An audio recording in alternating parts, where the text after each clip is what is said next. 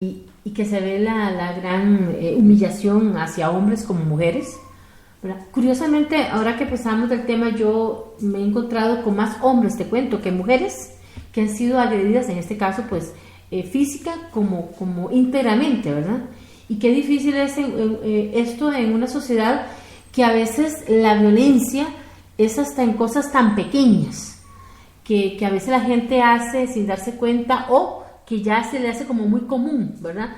A veces escuchamos a una persona que por decirte algo, la comida no te quedó bien o tal cosa, y eso es en cierta manera una agresión muy diferente a las que conocemos dentro de la sociedad, que era física, ¿verdad? Un maltrato físico, de palabra, que a veces son las que más quedan en el corazón de las personas. Uh-huh. Sí, porque un golpe de ahí se te quita el moretón en algún momento, uh-huh, pero a veces las palabras las seguimos repitiendo y a veces nos hacen más daño que un golpe físico, ¿no? Vieras que yo recuerdo a un amigo, un queridísimo amigo, tenía su pareja por muchos años, y vieras que su pareja era bastante celoso, muy celoso. Y bueno, y también tengo otro amigo por ahí que también le pasó otra situación, y verás que el hombre se reportaba como por decir cada 5 minutos, ¿verdad? Y un día llegó a la casa y un sartenazo fue lo que recibió, ¿verdad? Y agresión física. Tengo un amigo que perdió un ojo también. Y entonces son situaciones tan difíciles que uno no se imagina cómo una persona que digamos que amas, venga otra persona a agredirte físicamente. Particularmente a mí, gracias a Dios que no nunca he recibido, pero el día que me den seguro yo me devuelvo, ¿verdad? Pero pero cómo la persona se sumisa. Qué curioso esta situación que muchas personas han pasado y otras que dolorosamente están pasando, ¿verdad? Y que no se pueden enfrentar por tantos temores que también traemos desde atrás. Uh-huh. Yo creo que es interesante, G, porque hay muchísima gente, y bueno, y a mí me pasaba también, que durante mucho tiempo yo dije, no, y es que en el momento que me huelen o que me agredan físicamente, yo me voy a ir y jamás lo voy a permitir, y eso a mí no me puede pasar jamás.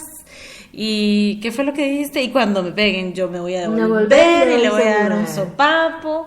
Y verdad, yo creo que es muy fácil hablar, uh-huh, desde afuera, y en el momento que te metes en el ciclo de la violencia, no te das cuenta cómo, pero te envuelve de una forma que estás adentro y no es tan fácil salir.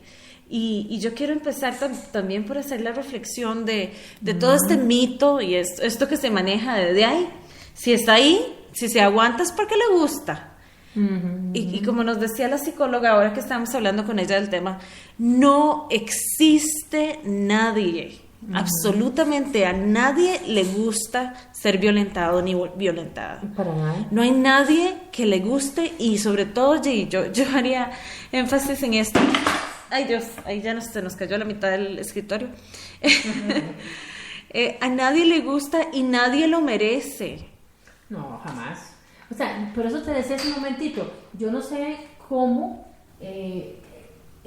si amas a alguien, ¿verdad? Y a veces eso es lo doloroso, como decís, que las personas se enrolan tanto y cuando se dan cuenta están metidos y metidas en esa situación y en esa realidad, que uno no se puede imaginar que alguien que te dice que te ama y te quiere y se te quiere proteger, pues llega a eso.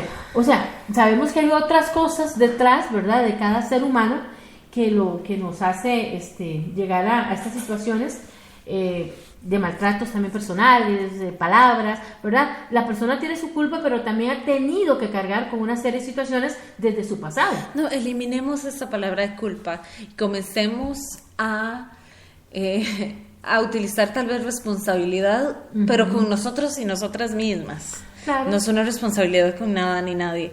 Para mí, yo estuve muchos años en un ciclo de violencia interminable y yo me creía que me lo merecía. Yo decía, claro, es que me golpeó, es que se enojó, es que hizo esto, es que tiró el plato, es que quebró el vaso, es que quebró la puerta, es que, ¿verdad?, me dañó el carro porque se enojó, porque es mi culpa y porque yo lo provoqué. Eso era lo que yo pensaba, ¿sí? Exactamente. No, y es que eso pasa dentro de las situaciones, ¿verdad? Porque es curioso, es una de las preguntas que casualmente yo he escuchado que la gente dice, y me ha tocado escuchar a jóvenes como adultos, donde me dice, es que yo provoqué esto, ¿verdad? Claro. Yo soy el que le he causado ese dolor. Claro. Y uno se queda así como, perdón, ¿verdad? Y cuando lo ve uno con la cara, ¿verdad? Y uno dice, pero ¿cómo? ¿Verdad? Claro. Esas son las cosas que a veces cuesta entender. Y hay muchos mitos sociales alrededor de esto. Dice, ¿para qué lo provoca? ¿Para qué la provoca? O he escuchado madres, y qué doloroso que le dicen a la hija, no, mira, es que tenés que soportar eso. Mamás que han dicho eso. O tenés, sí, es que saber qué le hiciste al muchacho tan bueno. Eso yo he escuchado. Sobre todo en relaciones heterosexuales es muy común que exista la idea de que las mujeres tenemos que soportarlo todo. Y nada que ver. Y bueno, eso se reproduce también en relaciones homosexuales. No, sí, o sea, claro. el mito de que en relaciones homosexuales no tenemos violencia es eso, un mito. Porque igual tenemos violencia, porque igual tenemos infidelidades, porque igual tenemos pleitos, porque igual es exactamente lo mismo. O sea, son patrones que se reproducen igual en relaciones de la comunidad LGTBIA. No, y es que eso pasa. Yo estuve en una relación, bueno, que conoció parte de eso. Y me acuerdo que el día que ella me iba a dar, ¿verdad? En su borrachera y en su situación, yo me capié y agarré la maleta y vámonos de aquí, ¿verdad? Y cuando después hablaba con ella, en una de las situaciones, yo le comentaba, ¿por qué esa violencia? La persona no sabía, ya era un carácter fuerte, ya era agresiva, ya la persona ya traía una situación difícil desde atrás. Y entonces, claro, como uno no provoca en cierta manera, entonces no hay para ellos ¿cómo se llama? Como algo, ¿verdad? Que los active, porque yo escuchaba a alguien que decía, es que a veces le activamos cierto punto también, ¿verdad? Y qué difícil es cuando dentro de una relación que se ha ido cultivando, ¿verdad? Nos encontramos con esto y a veces tipos de agresiones que no son como hablamos, la física, pero también las agresiones que van marcando, creo yo, más, que son las palabras, ¿verdad? Que hieren más, que hacen sufrir más y como decías hace un rato, que se quedan muy caladas en la mente y que parecemos como, ¿verdad? Como disco rayado, dale que dale, y pasan los años y seguimos con eso. Sí, ¿verdad? totalmente. Bueno, y antes de entrar en cuáles son algunos ejemplos y tipos de violencia, una vez una terapeuta, en lo más y mejor de mi círculo de violencia, ¿verdad? Donde yo no veía salida, ¿verdad? Cada vez que sacaba una mano era para empujar el resto del cuerpo para abajo, o sea, una cosa terrible. Y una vez una terapeuta me dijo, para que exista violencia, para que se dé el círculo, tiene que haber dos partes. Una parte que la da, por supuesto, y una parte que la recibe. Y a veces esos roles cambian, ¿verdad? A veces la persona que está siendo víctima se vuelve la persona agresora y viceversa. O sea, no necesariamente es que hay una persona mala y una buena, pobrecita, víctima. No, a veces los papeles cambian y cambian de una forma terrible. O sea, te agreden y después vos agredís y te vuelven a agredir y entonces como yo no me dejé la vuelvo, pero no nos soltamos porque nos amamos, pero entonces, ¿verdad? Y entonces hablemos un poquito tal vez de las etapas. Ajá, esa es la palabra. De las etapas de ese ciclo, ¿verdad?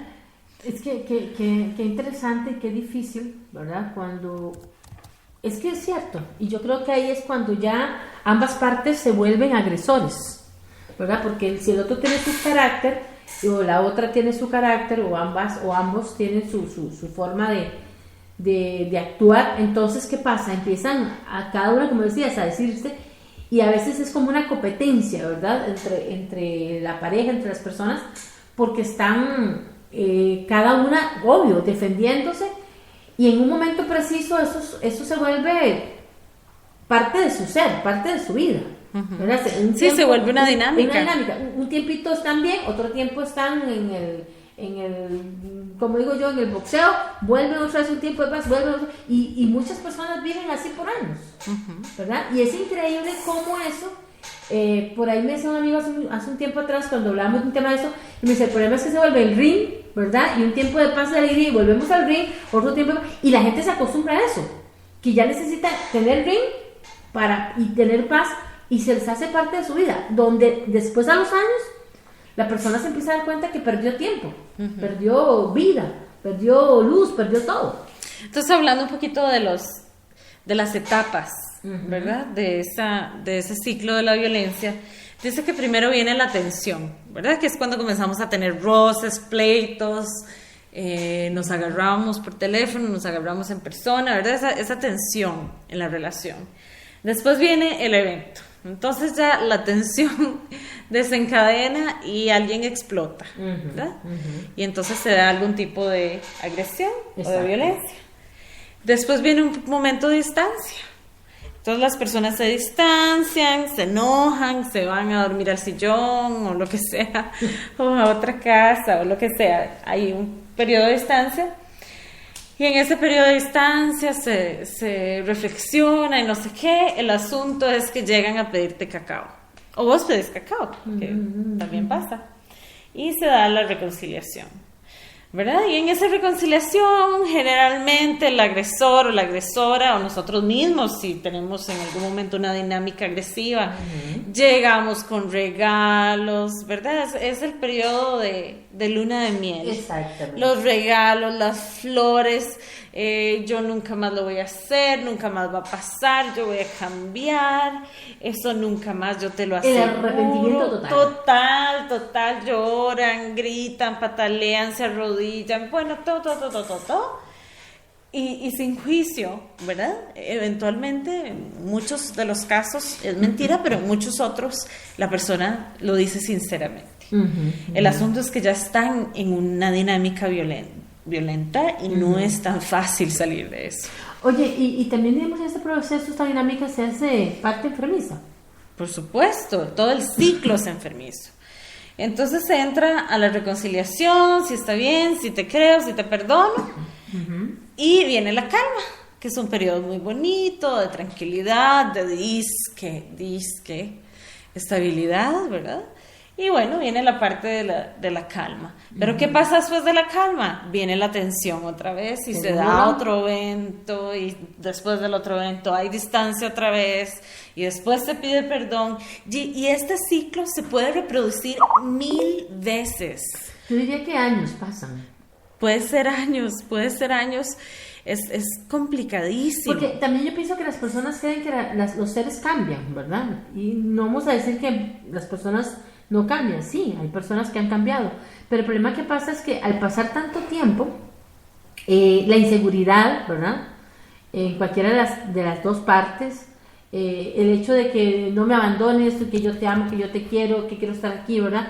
Pero al mismo tiempo, hasta la misma persona, yo creo que la que puede ser agresiva o la otra que recibe, también como que esa parte de que, como decía hace un momento, ¿cómo yo puedo salir si me están, verdad? Es que es un ciclo que como que te jala, ¿verdad? Exactamente. Te jala, es adictivo incluso este ciclo. Por eso la persona, ¿cómo es que se llama cuando empieza a rehabilitarse? No, cuando empieza a vivir esto que se le hace parte de su vida, ¿verdad? Patrones. Un patrón, pero al mismo tiempo hay una palabra que yo he escuchado mucho, mi madre la ha repetido mucho, que a veces uno se hace codependiente de esta realidad, ¿verdad? Y entonces hacerse codependiente, y la persona pone tanto eso antes, ¿verdad? Que no lo puedo dejar o que no la puedo dejar a ella porque la amo, porque esto, y así misma su amor propio, ¿verdad?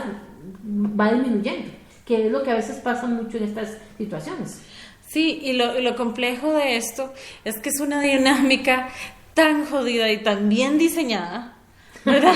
Que caemos perfecto, es como una pieza del rompecabezas, vos caes perfecto, y cuando te pones a revisar, no es el único círculo de violencia que has tenido en tu vida, generalmente han habido otros círculos de violencia, en la de niñez, en la adolescencia, si te pones a revisar tus relaciones en el pasado, generalmente van a haber algún tipo de círculos de violencia. Entonces, ¿por qué es importante sentarse y revisar lo que nos ha pasado? Porque entonces lo traemos al consciente.